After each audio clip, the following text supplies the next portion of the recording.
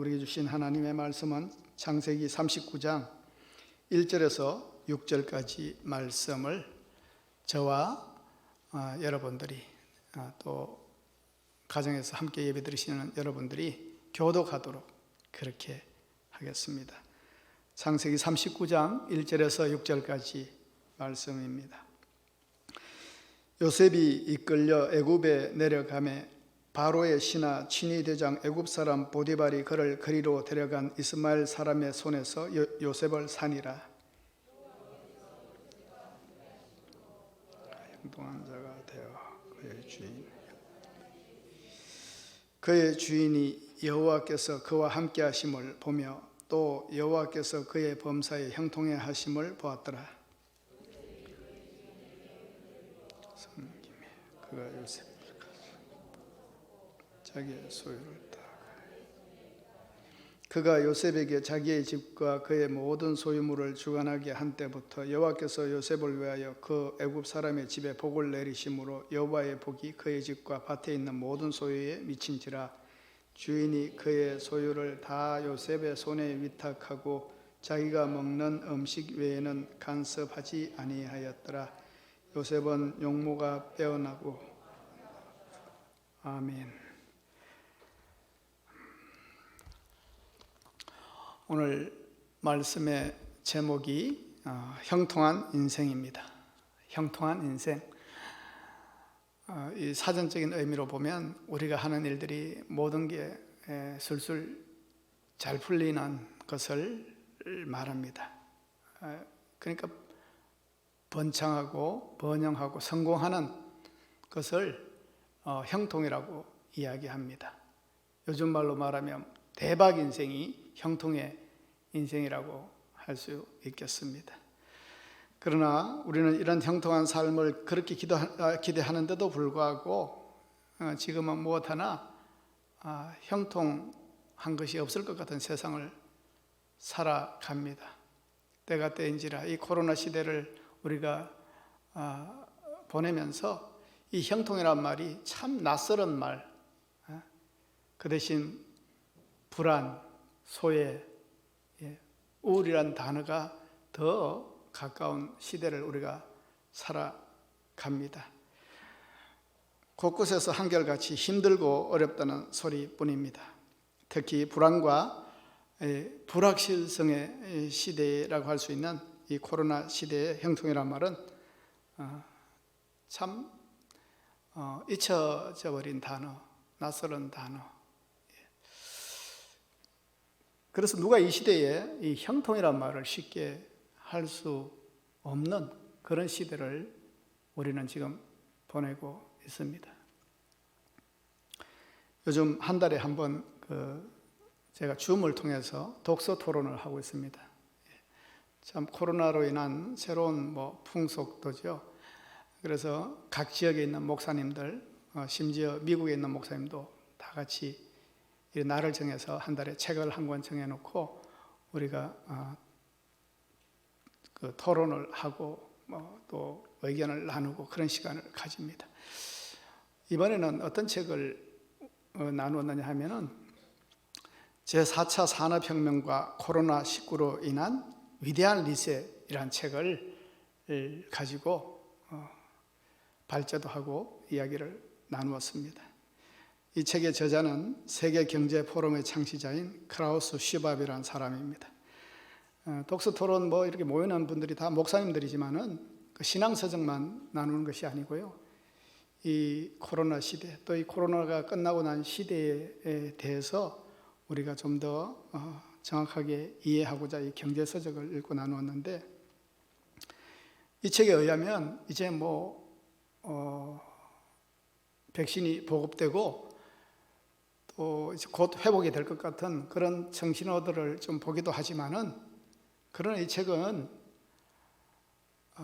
안타깝게도 우리가 회복되어지고 미국은 벌써 메이저리그의 시카고 같은 주에서는 지금은 60% 정도 그 관중들이 들어왔는데 이제 그 제한을 없애는 그런 때까지 지금 시대가 이제 날로 좋아질 것 같습니다. 그럼에도 불구하고 이 책이 말하는 것은 우리의 일상은 옛날로 돌아갈 수 없다, 이렇게 단정을 하고 있더라고요. 우리가 그렇게 조금만 참으면 그전에처럼 돌아갈 것 같은 그런 희망이 사실은 우리의 기대뿐이라는 겁니다. 우리가 생각한 그 일상들은 벌써 오염이 되어버렸다는 겁니다. 그래서 시대는 이제 코로나 전, 코로나 이후로 나뉘어지는 시대를 우리는 살게 될 거란 겁니다. 그래서 많은 것들이 변할 것이고 새롭게 리셋될 것이란 겁니다. 경제도 리셋되고 사회도 리셋되고 산업도 리셋되고, 또 환경도 리셋되고 개인적인 차원도 다 리셋될 것이란 겁니다. 이런 시대에 우리가 발맞춰서 살지 못하면 더 나쁘고 더 끔찍하고 놀라운 일에 끊임없이 우리는 계속 시달릴 것이다. 그래서 우리는 변화해야 된다. 우리는 시대에 맞춰야 된다. 왜냐하면 이 코로나 시대가 제2의 코로나, 제3의 코로나가 오지 말라는 법이 없기 때문에 그렇습니다. 교회도 마찬가지입니다. 그 책은 경제서적이라서 교회와 신앙에 대해서는 이야기하고 있지 않지만은 교회도 신앙도 사실은 리셋이 돼야 됩니다. 우리가 이 코로나 시대에 얼마나 우리의 신앙을 돌아보면 참 느슨해졌잖아요. 참 우리의 이 기본을 지키지 못한 적이 많았지 않습니까? 여기에 우리는 이 신앙 또한 리셋하지 않으면 영원한 안식과 주님이 주시는 형통의 삶을 잃어버리고 될 것이라는 그런 생각을 합니다. 왜냐하면 우리가 그렇게도 바라는 형통은 사실은 하나님이 우리에게 주시는 은혜이기 때문에 그렇습니다. 형통은 내가 힘써서 이루는 그런 부족함이 없는 환경이 아니라 하나님과 연관되어 있다는 것입니다. 그래서 하나님을 의식하지 못하는 믿음은 사실은 하나님의 형통 가운데에 멀어질 수 있다는 겁니다. 그리고 지금의 이 팍팍한 시대, 힘든 시대를 산다 할지라도 하나님의 형통은 지금도 여전할 수 있다는 이야기를 할 수 있습니다. 오늘 말씀은요, 어떤 위기와 시련과 환경 가운데서도 세상이 빼앗을 수 없는 형통의 삶을 살아간 한 신앙인의 삶을 돌아보면서 과연 하나님 안에서 형통한 삶은 어떤 것인지, 그래서 코로나로 단절된 세상을 사는 이 시대에도 하나님의 형통은 우리가 살아갈 수 있는지, 여전한지 도전을 받으시는 그런 시간이 되시기를 바랍니다. 오늘 말씀의 본문에 보면은 창세기 39장입니다. 그리고 40장에 이어지는 내용들은 꿈의 사람 요셉이 경험한 참 13년간의 그 고난의 여정을 그려가고 있습니다. 2절에 한번 보시기를 바랍니다. 여호와께서 요셉과 함께 하심으로 그가 형통한 자가 되어 그의 주인 애굽 사람의 집에 있으니, 이렇게 시작합니다. 요셉은 우리가 잘 알다시피 야곱의 사랑을 독차지한 아들이었습니다. 그러나 그 야곱의 편애 때문인지 나머지 형들에게 있어서는 미움의 대상이 되었습니다. 그래서 결국 형들에 의해서 노예로 팔린 인물 아닙니까? 그래서 오늘 이야기는 사랑받는 아들에서 고난받는 종으로, 노예로 전락해서 더 나아가서는 죄인으로 옥에까지 갇히는 풀리지 않는 인생을 이야기하고 있습니다. 그런데 오늘 본문에 우리는 오늘 분위기와 맞지 않는 한 단어를 발견하게 됩니다. 이러한 암울한 상황, 이 풀리지 않는 인생 가운데서는 나타나지 않아야 될 것 같은 단어인데 바로 형통이라는 단어입니다. 형통이라는 단어가 왜 여기서 나오는지, 형통이 왜 여기서 등장할 수 있을까요? 노예 신분으로 팔려온 이 시점에 성경은 그가 형통한 자가 되었다, 이렇게 정언합니다. 아버지 집에서 귀여움받고 사랑받을 때, 걱정 없이 살 때, 그때 등장하는 단어가 아니고요, 그때는 등장하지 않았는데 노예로 팔려가지고 지금 이제 인생 내리막에 있는데 그가 형통한 자가 되었다는 겁니다. 여러분, 이게 단어를 잘못 적용했나? 실수인가? 이렇게 볼 수 있지만은 우리가 이 39장에 보면은 2절뿐만 아니라 3절에서도 후반절에도 여호와께서 그의 범사에 형통하게 하심을 보았더라 이런 구절이 있고요. 23절에도 여호와께서 그를 범사에 형통하게 하셨다라는 구절이 나타납니다. 성경은 반복적으로 요셉이 형통했다, 형통한 자가 되었다 이렇게 증언합니다. 분명 요셉의 상황을 우리가 잘 알지 않습니까? 누가 봐도 형통한 상황 아닙니다. 참 답답한 인생이고 나 같으면 막 죽고 싶을 그런 상황이 지금 요셉에게 펼쳐지고 있는 겁니다. 불안하고 위기감을 느끼고 하루 한치 앞을 알 수 없는 그런 불안 가운데 사는 인생에게 성경은 형통한 자가 되었다 이렇게 이야기를 하는 겁니다.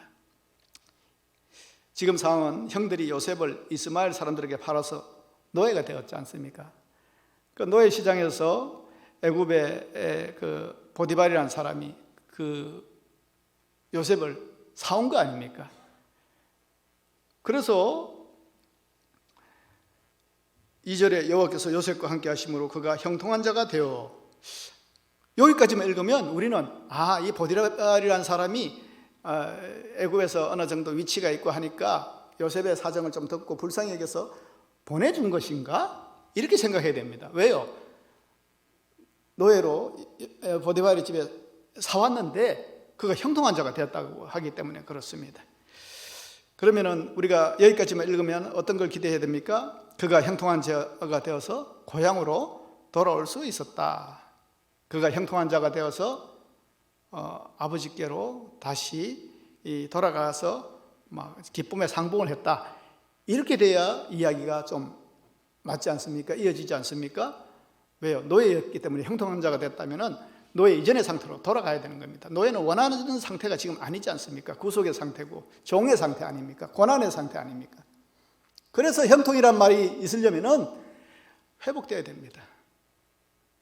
그 옛날 그 아버지 집에서 인정받고 즐겁게 살던 때로 돌아가야 되는 겁니다. 그게 형통 아니겠습니까? 그런데 2절 말씀을 계속 읽어보면 어떻게 됩니까? 그가 형통한 자가 되어 그의 주인 애굽 사람의 집에 있었다.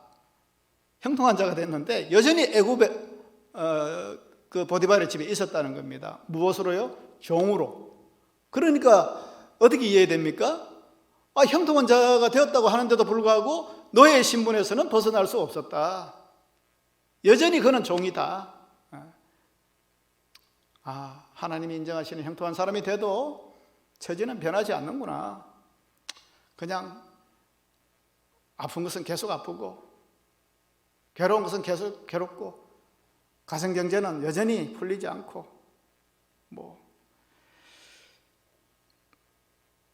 그렇게 생각을 할 수가 있습니다. 하나님이 함께 하셔도 삶은 나아지지 않을 수 있구나. 과연 이것이 그런데 형통인가 하는 말입니다. 과연 이런 삶을 축복받은 인생이라고 할 수 있는가? 하나님이시잖아요. 하나님이 형통하게 해주시면 뭔가 아주 대박나는 인생이 돼야 되는 거 아닙니까? 왜요? 하나님이 급이 있죠. 하나님이 형통케 하시는데 원하는 대로 말하는 대로 술술 인생이 풀려야죠. 내 기대 이상의 어떤 일들이 시원하게 풀려야 되는 게 형통일 것 같은데 여전히 형통한 자라고 말은 하는데 노예입니다. 종입니다. 물론 여러분들이 저한테 얘기할 수 있습니다. 목사님 모르시네요. 성경을 보세요. 우리는 성경을 전지적 독자 입장에서 보잖아요. 우린 여기에서 요셉의 이 형편과 처지를 안타까워하지 않을 수 있습니다. 왜요? 우린 다 아니까. 요셉의 인생 결말을 아니까. 목사님 조금만 참으면요 요셉이 하나님께 인정을 받아서 애굽의 총리가 되지 않습니까? 그러니까 형통한 인생이죠. 지금은 형통한 인생이 아니지만은 조금만 참으면 요셉이 형통한 인생이 될 겁니다. 그러니까 우리는 안심 모드가 작동할 수 있습니다. 왜요? 잘 풀릴 결론을 알고 있으니까. 지금 좀 안 풀린다고 해서 우리가 좀 안타까워할 필요 없습니다. 나중엔 총리가 될 사람이니까요. 그러나 여러분, 우리가 전지적 독자 입장을 떠나서 요셉의 입장에서 한번 생각해 볼 수 있을까요? 얼마나 힘들었을까요? 얼마나 고통스러웠을까요? 얼마나 자기 환경이 절망스러웠겠습니까? 만약 하나님이 요셉아 13년만 참아라, 그럼 네가 애굽의 총리가 될 거야, 그때까지만 참아라, 이런 말이라도 한마디 하셨으면 그는 참을만 했을 겁니다. 13년 뒤에 내가 애굽의 총리가 된다는데 이까지 고생쯤이야 하면서 참을 수가 있겠죠. 그러나 성경 어디를 봐도 그런 흔적을 찾을 수가 없습니다. 오롯이 그냥 요셉이 감내해야 될 그런 환경, 고달픈 환경들이 그냥 펼쳐지고 있는 겁니다. 여러분, 요셉의 인생을 추적해 보면요, 요셉의 인생은 형통과는 거리가 먼 고난과 고통의 연소입니다. 우리가 잘 아는 내용들 한번 보시죠. 먼저는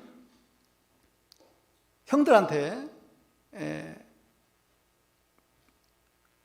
팔린 겁니다. 형들이 막 요셉을 팔아 넘겼지 않습니까? 어떻게 형들이 아버지를 속이고 생이별하게 만들고 내 인생을 궁지로 몰아넣을 수 있을까?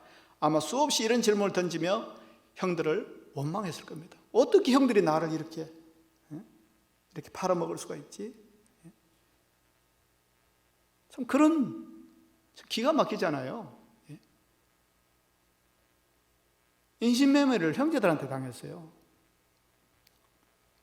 두 번째는 보디발의 집에서 그의 아내의 유혹을 뿌려쳤을 때의 일입니다. 보디발의 아내가 유혹했을 때 요셉은 젊은 나이였습니다. 아마 잘생겼을 거예요. 그래서 이 보디발의 아내가 요셉에게 흑심을 품고 아주 요셉에게 추근득된 것을 우리가 압니다. 그러나 요셉은 내가 하나님 앞에서 죄 지을 수 없다고 생각하고 단호히 거부했습니다. 9절에 한번 보십시오. 9절에 보시면 이 집에는 나보다 큰 이가 없으며 주인이 아무것도 내게 금하지 아니하였어도 금한 것은 당신뿐이니 당신은 그의 아내임이라. 그런즉 내가 어찌 이 큰 악을 행하여 하나님께 죄를 지으리까. 아주 요셉은 빌미도 주지 않았습니다. 잘한 것 아닙니까? 자기의 의사를 확실히 밝혔습니다. 얼마나 이런 유혹에 쉽게 인생들이 넘어갑니까? 요셉 같으면 주인님 잠깐만, 우리 좀 잠깐만요, 그러면서 뭔가 좀 여지를 남기면서 그런 여지도 주지 않았습니다. 단호했습니다. 그런데도 불구하고 보디발의 아내는 포기하지 않습니다. 그래도 요셉은 피한다고 피하지만은 일은 해야 되니까 어느 날 집에 들어갔는데 아무도 없고, 이때 보디발의 아내가 요셉을 유혹합니다. 요셉이 어떻게 했습니까? 뿌리쳤습니다. 도망갔습니다. 아주 잘한 겁니다. 왜 도망갔습니까? 여자를 보기를 돌고치해서 도망갔습니까? 아닙니다. 하나님 의식해서. 하나님 의식해서. 하나님 앞에 내가 어떻게 죄를 짓겠습니까? 하나님 앞에서 똑바로 살기 위해서 과감하게 도망쳤는데, 그렇다면 하나님은 그의 귀한 믿음과 행동에 상을 주셔야 됩니다. 그런데 그 뿌리침의 결과는 뭡니까? 20절 보십시오. 이에 요셉의 주인이 그를 잡아 옥에 가두니, 도리어 여주인이 자기를 겁탈하였다고 모함당하고 결국 감옥에 갇힙니다. 얼마나 억울합니까? 세상한테 억울한 것보다 하나님께 더 억울할 겁니다. 하나님, 내가 다른 것 때문에 아니라 내 아내를 위해서는 어떻게 좀 이 기회를 이용해 볼 수도 있었겠지만은 하나님 의식해서 내가 하나님을 향한 지조를 지켜서 그 죄를 물리쳤는데 결과가 뭡니까? 내가 이 옥에 갇히는 겁니까? 오해를 받는 겁니까? 누명을 쓰는 겁니까? 하나님 이런 분이셨어요? 얼마나 원망하고 싶겠습니까? 잘한 일 때문에 옥살이하는 죄인의 신세로 전락하게 된 겁니다. 세 번째는요, 옥에 있는 술 맡은 관원장의 꿈을 해몽해 주고 난 뒤 일입니다. 술 맡은 관원장이 보디발의 감옥에 갇혀 있었는데 요셉이 그가 복권될 것을 알았습니다. 그의 꿈을 해몽하면서. 그러니까 이 사람이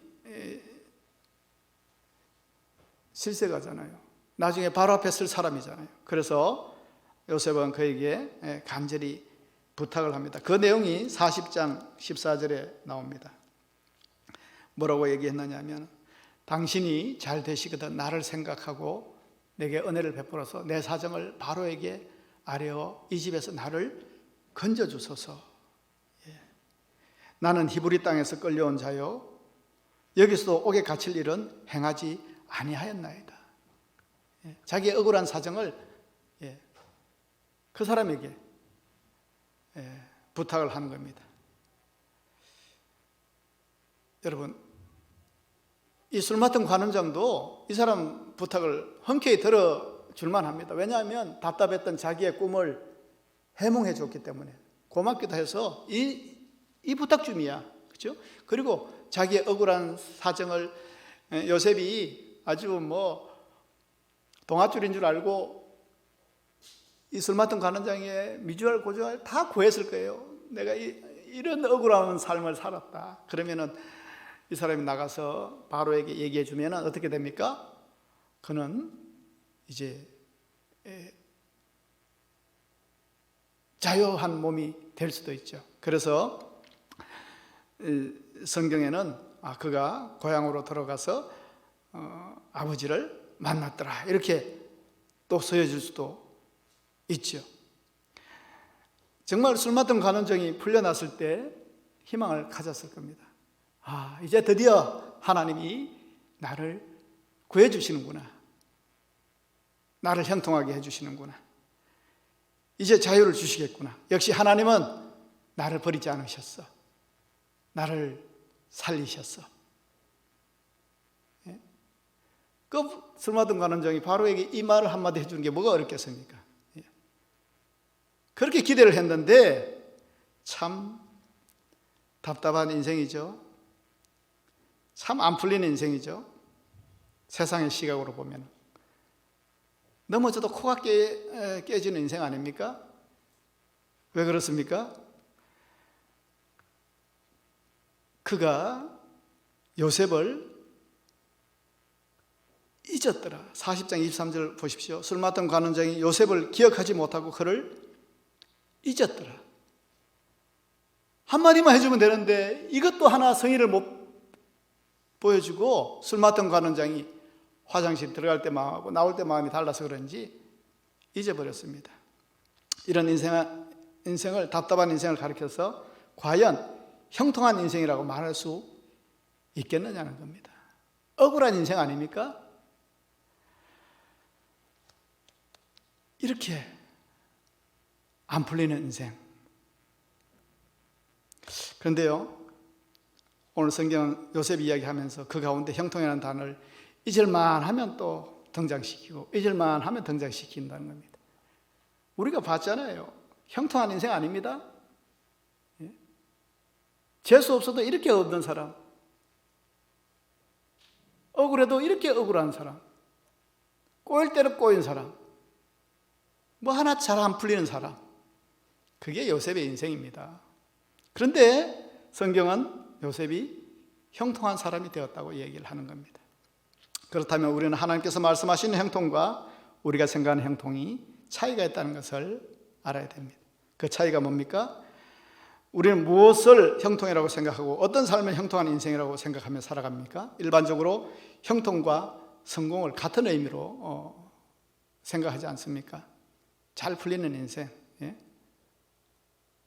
뭐 그냥 공장 하나 세우려고 그냥 무슨 공장 할까 했는데 천공장 했는데 마치 막 코로나로 인해서 막 이 마스크를 만드는 공장으로 전환해가지고 아주 대박나고 막 사옥을 세우는 그런 인생. 그게 형통한 인생 아닙니까? 직장에서 막 초고속 승진해서 과장에서 부장으로, 그래서 집도 막 전세에서 막 아주 사게 되고 화장실 한 개에서 두 개에 늘려지고, 뭐 20평에서 30평으로 40평으로 나중엔 대저택으로 이게 형통 아닙니까? 교회 생활하는 것도 형통하기 위해서 다닌다는 사람도 있습니다. 좀 잘 풀리기 위해서 교회라도 다녀보면 좀 나아질까 해서 교회 다닌다는 분이 있습니다. 집안 살림이 좀 나아지고 자녀들이 대학 좀 잘 가고 남편 진급 잘하고 못 낫는 병이 낫고 이걸 기대해서 교회에 나오는 사람도 있습니다. 물론 맞습니다. 왜냐하면 하나님은 복 주시는 하나님이시기 때문에 그렇습니다. 그러나 기복이 하나님을 믿는 목적으로 맞춰진다면 그것은 주소 잘못 찾은 겁니다. 복은 하나님께서 우리 믿음 생활을 하는데 덤으로 주시는 은혜입니다.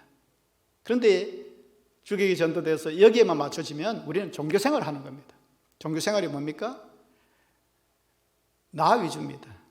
내가 원하는 것을 가지고 있고 신이 그것을 어시스트 도와주는 것, 그걸 기대하는 것, 그게 종교 생활입니다. 불교에서 뭐 산천배 이런 그 고통에 부처가 뭐 한쪽 눈에 설мет이 떠서 좀 도와주는 것, 그런 의식을 가지고 있는 그게 종교 생활입니다. 이것이 충족이 안 된다고 생각하면 우리가 믿음 생활을 해도 여러분, 그런데 믿음 생활을 하는데 이게 충족이 안 되면 뭐 교회는 오래 다닌 것 같은데 되는 것도 없고 안 되는 것도 없고 내가 이 교회 다니는 게 맞는 건가 아닌 건가 회의에 빠질 수가 있다는 겁니다. 왜요? 내가 기대하는 게 있기 때문에 그렇습니다. 그게 안 이루어져요. 형통해지지가 않아요. 그러니까 교회 다니면서도 뭐 교회 다녀도 되는 것도 없고 안 되는 것도 없고 이런 생각을 하게 된다는 겁니다. 그게 없으면 나에게 교회 생활은 의미가 없다고 한다면 여러분 번지수를 잘못 찾은 겁니다. 그래서 성경은 누누이 잘못된 이 형통에서 현혹되지 말 것을 당부합니다. 그래서 신앙하는 사람들은 형통이라는 말의 의미부터 바꿔야 됩니다. 세상이 말하는 형통과 하나님이 말씀하시는 형통이 다르다는 것을 알아야 됩니다. 내가 생각한 것이 무조건 잘 되는 것이 형통이 아닙니다. 그런 형통은 악인도 누립니다. 구약 다윗 왕 때의 아삽이라는 성도는 아주 경건한 신앙인이었습니다. 그러나 그는 악인의 형통을 보고 시험에 들었습니다. 여기 악이라는 것은 무슨 사람을 죽이고 폭력을 가하고 뭐 이 정도 그냥 그런 악인이 아니라 그냥 하나님 없듯이 살고 자기 뭐 수완과 아주 간교한 꾀와 교만한 마음으로 막 안하무인격으로 막 자기만을 위해서 살아가는 사람들, 단순하게 의인의 반대인 악인을 이야기합니다. 그래서 시편 73편에 보면은 그는 악인이 잘 먹고 잘 살고 건강하고 타인과 같이 고난도 없고 재앙도 없고 죽을 때도 그렇게 잘못했는데도 불구하고 급사하는 것이 아니라 편안하게 죽는 것을 보고 대체 이게 뭐지? 대체 이게 뭐지? 저 사람 참 나쁜 사람인데 뭔가 벌을 받아야 사람들에게 저렇게 살면 안 되는구나 무슨 그런 게 있어야 될 것 같은데 악인이 잘 살더라는 겁니다. 일만 잘 풀리고 재산만 잘 늘어나고 건강하기만 하고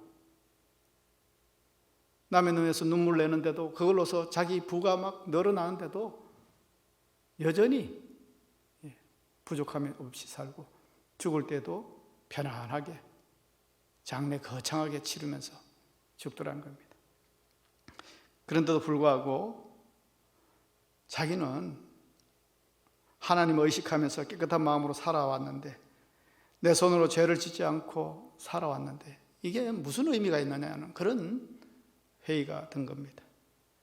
더군다나 그는 하나님께서 오히려 시시때때로 그를 괴롭게 하시고 직멸하신다고 왜 이렇게 많이 아프는지 왜 이런 집안일은 자꾸 안 풀리는지 오히려 악인보다 못한 나는 하나님 알고 하나님 의식하며 사는데 악인이 더 잘 되는 것을 보면서 이거 어떻게 이해될지 풀 수가 없었습니다. 그런데 마침 하나님의 성소에 들어갔을 때 예배하고 말씀 보는 가운데에 악한 자들의 종말이 어떻게 되리라는 것을 하나님께서 세미한 음성으로 일러주셨습니다. 악인들의 종말이 어떻게 되리라는 것을 그는 깨닫게 된 겁니다. 왜냐하면 거기에는 하나님이 책임져 주시는 미래가 없었습니다. 하나님이 책임져 주시는. 여러분, 악인도 얼마든지 형통할 수 있습니다. 그런데 성경은 뭐라 그래요? 악인의 형통을 부러워하지 말라.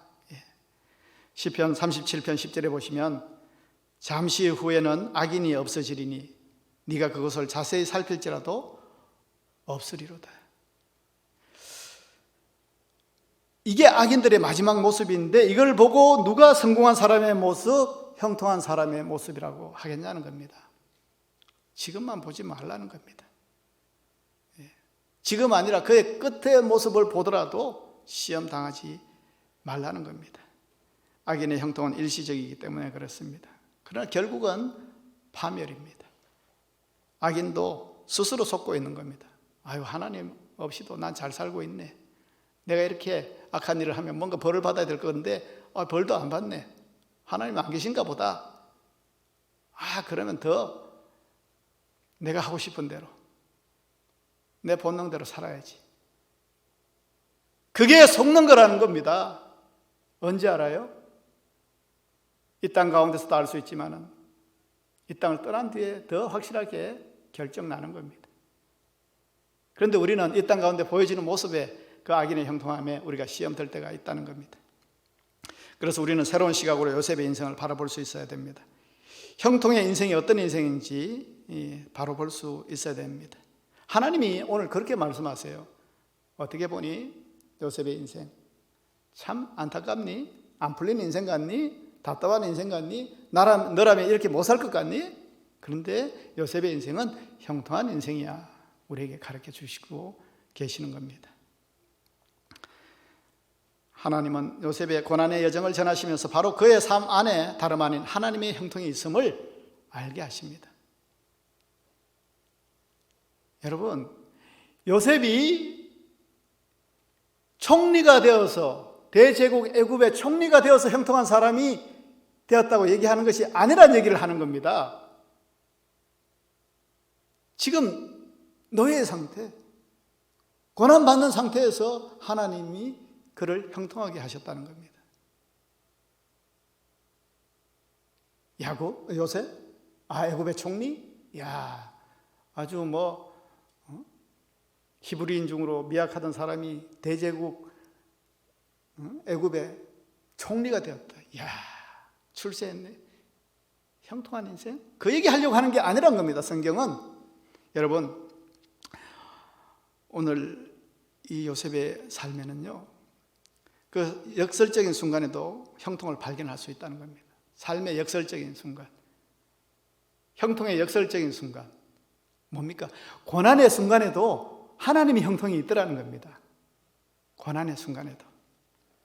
요셉의 인생을 보면 고난의 순간에 형통이 있었습니다. 우리는 형통을 이야기할 때 잘 되는 것, 점점 나아지는 것으로 이해하는 경향이 있는데 또 다른 의미의 형통도 있습니다. 완전히 망할 때에도 하나님은 손 떼시지 않으셨다는 겁니다. 이것도 형통입니다. 그래서 이름 붙여볼게요. 역설적인 형통이다. 조율해 주시는 형통이다. 이렇게 한번 왜 그렇습니까? 먼저 형들이 요셉을 이스마엘 장사꾼에게 팔았다고 했죠. 그래서 인생이 꼬였다고 했죠. 그런데 여러분, 창세기 37장 27절 자세히 보십시오.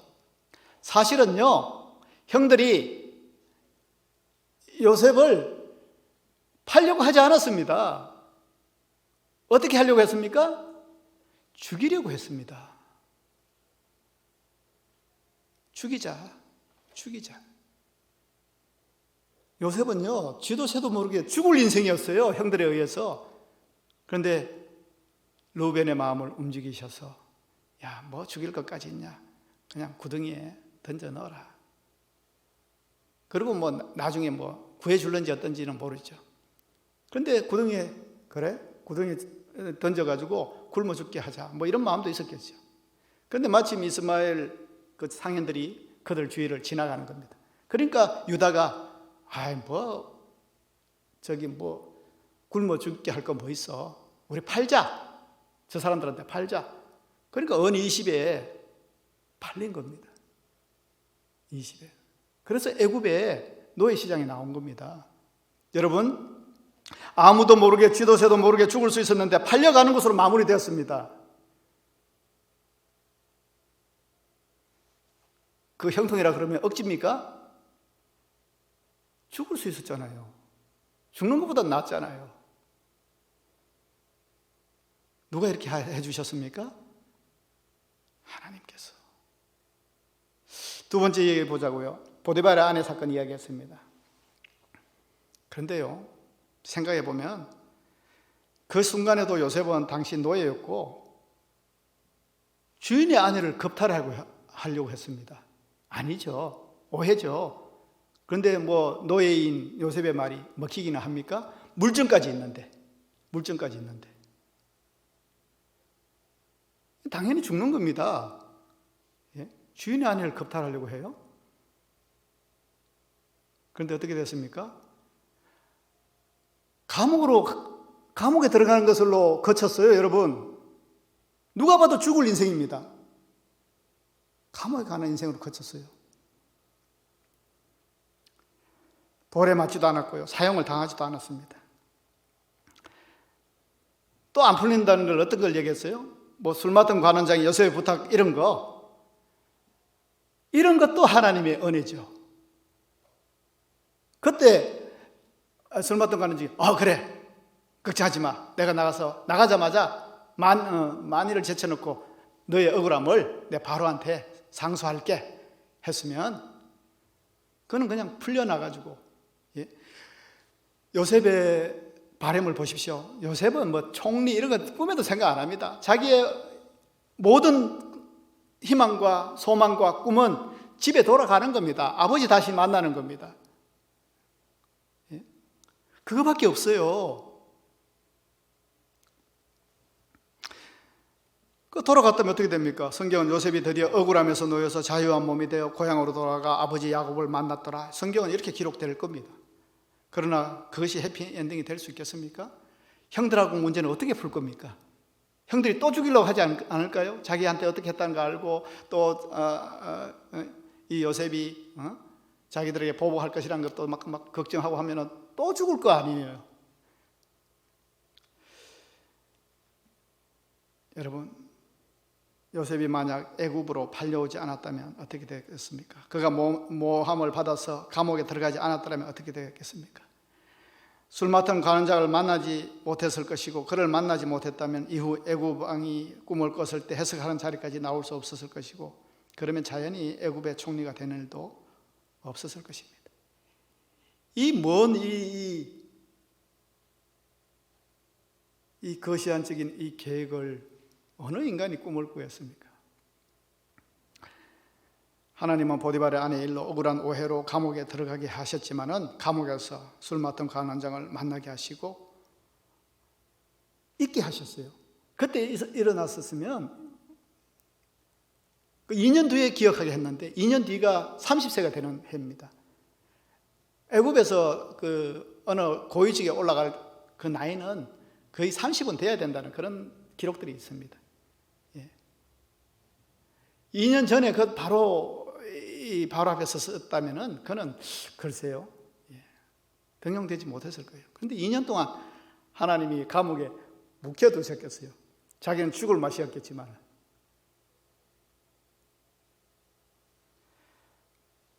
이처럼 죽음을 코앞에 둔 사람이 죽지 않고 목숨 부지할 수 있는가?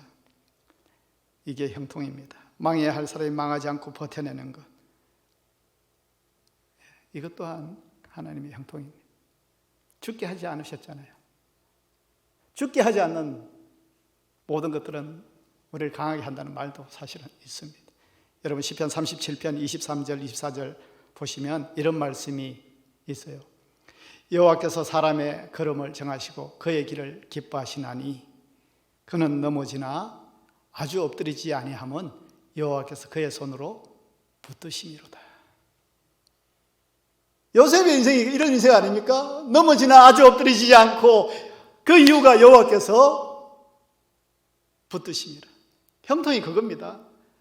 내가 힘들고 지쳐서 하나님의 손을 놓을지라도 하나님께서 잡아주시는 그 은혜, 그게 형통이라는 겁니다.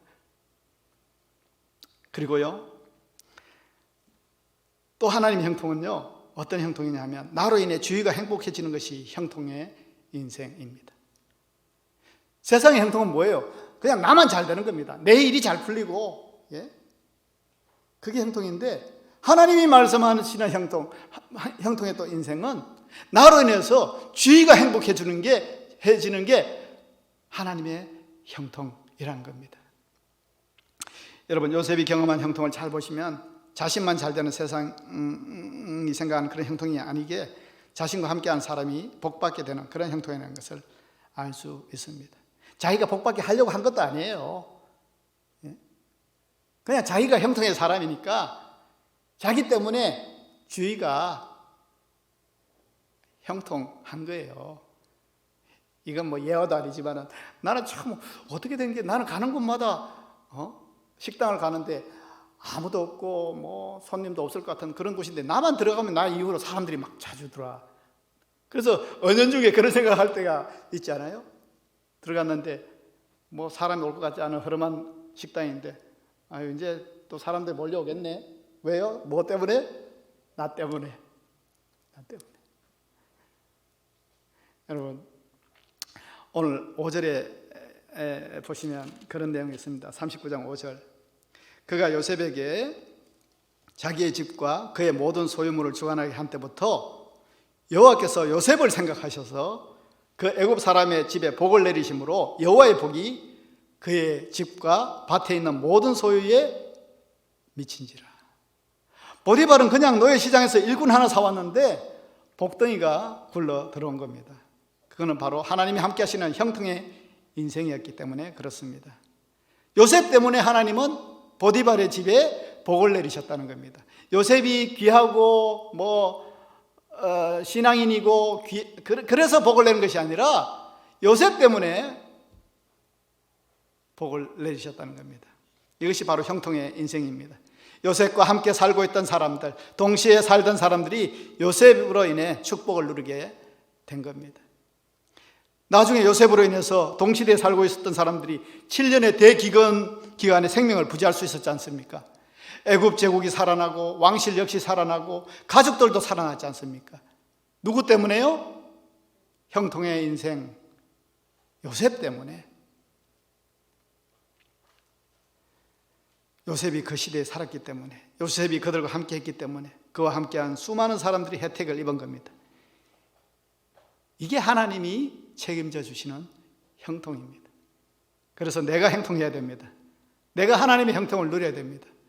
그래야 내 덕을 내 주위 사람들이 볼 수가 있는 겁니다. 내가 형통의 인생이 되어야 되는 게 이렇게 중요합니다. 그러고 보면은 그냥 믿음 좋은 아내의 치맛짝을 붙들고 사는 것도 어느 정도 의미는 있는 것 같아요. 나중에 그 은혜를 자기의 은혜로 이렇게 전환하는 그런 귀한 계기가 만들어지기도 할 것이지 않겠습니까? 안 믿는 가정에 믿는 며느리가 복덩이로 들어와서 가정을 잘 섬긴다면 어느새 그 가정이 믿음의 가정으로, 하나님이 그 사람을 귀하게 보셔서 그 집을 복되게 하시기도 하지 않습니까?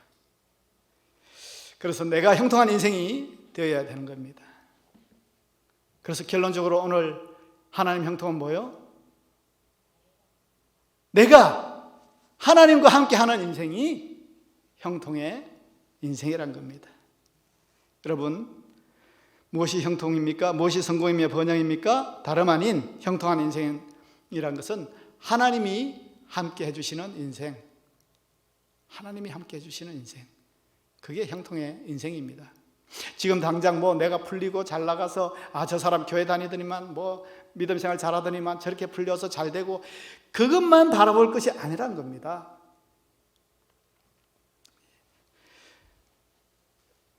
사방이 칠흑 같은 어둠이 밀려오고 어디로 가야 될지 어떻게 해야 될지 도무지 알 수 없는 상황에 처한다 할지라도 나는 하나님의 사람이고 하나님을 의식하는 사람이고 하나님이 내 인생에 관여하시기를 원하는 인생이라면 하나님은 그와 함께 하시고, 설령 내가 힘에 겨워 하나님의 손을 놓더라도 하나님이 나의 손을 놓지 않고 붙들어 주시기 때문에 그렇습니다. 오늘 성경은 지금 요셉이 노예로서, 옥에 갇힌 자로서 가장 비천하고 낮은 밑바닥에 자리에 있음에도 불구하고 억울함을 당하고 있는 중에도 하나님은 그를 형통한 인생이라고 하셨습니다. 하나님이 책임져 주시면 된 것 아니겠습니까? 그런 처지에 있다 할지라도 안 죽잖아요. 결국은 세워주시잖아요. 결국은 세상이 말하는 형통의 모습도 보여주시잖아요.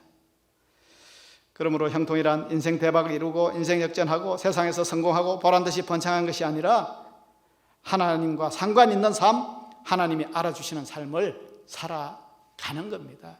그래서 중요한 것은 하나님과의 이 관계성을 잘 유지하고 살아갈 때 내 힘으로는 어쩔 수 없었는데, 내가 선택하지 못했는데 하나님의 조율해 주시는 은혜를 우리는 경험하게 될 줄 믿습니다. 여러분, 지금 여러분은 형통한 인생입니까? 사람들은 자기 앞에 풀려지는 형편에 따라 기뻐하기도 하고 분노하기도 합니다. 그러나 하나님의 형통을 기대하는 사람은 그 순간이 펼쳐진다 할지라도 하나님을 믿는 믿음으로 담대할 수가 있습니다. 바울이 그랬지 않습니까? 아그리빠 왕 앞에서 자기는 죄인에 있고, 아그리빠 왕은 막 아주 그 시대의 실력자고 왕이고 사정을 해야 될 그 사람 앞에 당신도 나와 같게 되기를 바랍니다. 내가 이 죄인의 모습 아닌 다른 모습은 당신 나라를 본받기를 바랍니다. 나와 같은 자 되기를 바랍니다. 얼마나 담대합니까? 자기가 뭘 가지고 있기에? 나는 하나님이 함께 하시기 때문에, 하나님의 진리를 품고 살고 있기 때문에. 오늘 우리 모두는 하나님이 책임져 주시는 형통한 인생이 다 되어야 될 줄 믿습니다. 하나님은 우리 모두가 형통한 인생 살기를 원하십니다. 예수 그리스도를 모신 여러분은 이미 형통한 자입니다. 왜냐하면 형통하게 하시는 예수님을 우리 안에 모셨기 때문에 그렇습니다. 그 주님과 잘 동행하고 상관을 가지고 살아가기만 하면 되는 겁니다. 흐려지지 않게 하나님이 기뻐하시는 것을 선택하고 성실을 양식으로 삼고 선한 일에 준비되어지고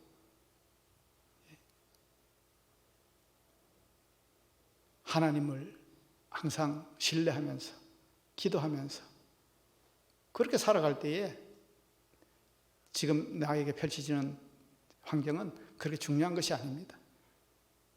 나머지는 하나님께 맡기면 됩니다. 시편 23편 4절에 내가 사망의 음침한 골짜기로 다닐지라도 해를 두려워하지 않을 것은 주께서 나와 함께 하심이라 말씀하셨습니다. 하나님과 상관이 있는 인생은 그 목적지가 사망의 음침한 골짜기가 아닙니다. 그렇죠? 사망의 음침한 골짜기를 다닐지라도 사망의 음침한 골짜기가 우리의 목적지가 아니라는 겁니다. 그래서 우리가 코로나로 인해서 고통의 시간을 보낼지라도 하나님의 형통은 여전하다고 말씀드리는 겁니다. 하나님의 형통은 여전하다. 바라기는 하나님의 형통이 여러분의 삶 가운데 역사하시기를 축원합니다. 어떤 환경 가운데서도 내가 어디에 있는가가 중요한 게 아니라 내가 누구와 함께 있는가, 이게 형통의 비결인 줄 믿습니다.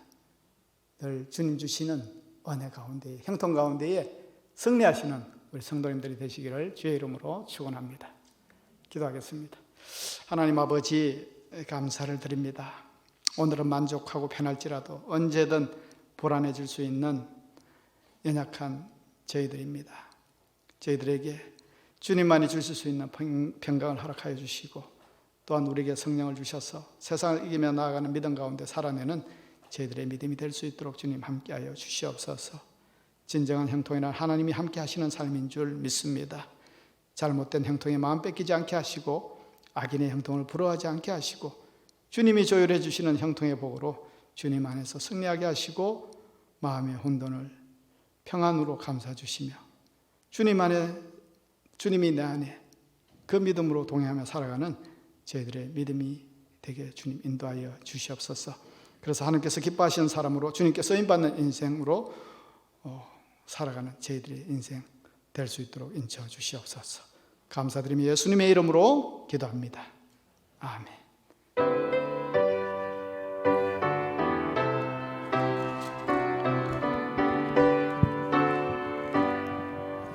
나의 갈 길 다가도록 예수 인도하시니 내 주 안에 있는 분 없지 의심하리요. 믿음으로 사는 자는 하늘 위로 받겠네. 무슨 일을 만나든지 만사형통하리라. 무슨 일을 만나든지 만사형통하리라. 나의 갈 길 다가도록 예수 인도하시니 어려운 일 당한 때도 족하게 내주시네. 나는 심히 고단하고 영혼 매우 가라나. 나의 앞에 반석에서 샘물 나게 하시네. 나의 앞에 반석에서 샘물 나게 하시네. 나의 갈 길 다가도록 예수 인도하시니 그의 사랑 어찌 큰지 말로 할 수 없도다. 성령 감화받은 영혼 하늘 날아갈 때에 영영 부를 나의 찬송 예수 인도하셨네. 영영 부를 나의 찬송 예수 인도하셨네.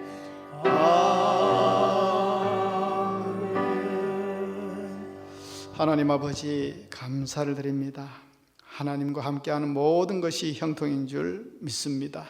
세상은 긴장하고 두려워하지만 우리가 주님의 말씀 가운데 살아가게 하시고 위기의 때에도 주님께서 책임져 주시는 형통의 삶에서 제외되지 않도록 주님의 사람으로 살아갈 수 있도록 주님 인도하여 주시옵소서.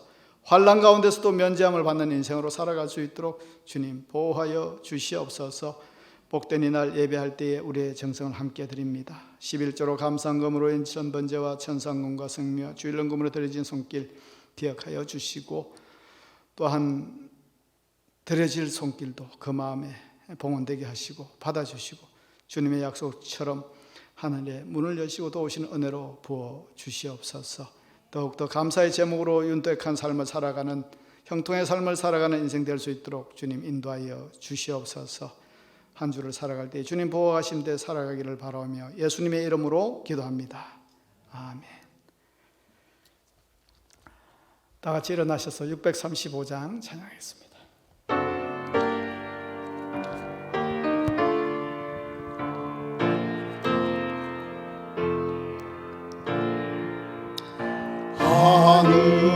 하늘에 계신 아버지 이름 거룩하사 주님 나라 임하시고 뜻이 이루어지리로다.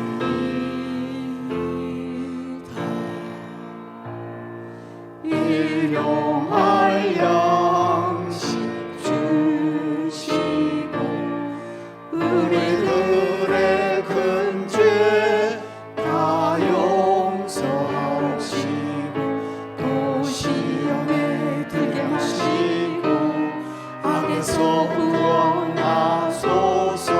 내게 주의 나라 주의 권세 주의 영광 영원히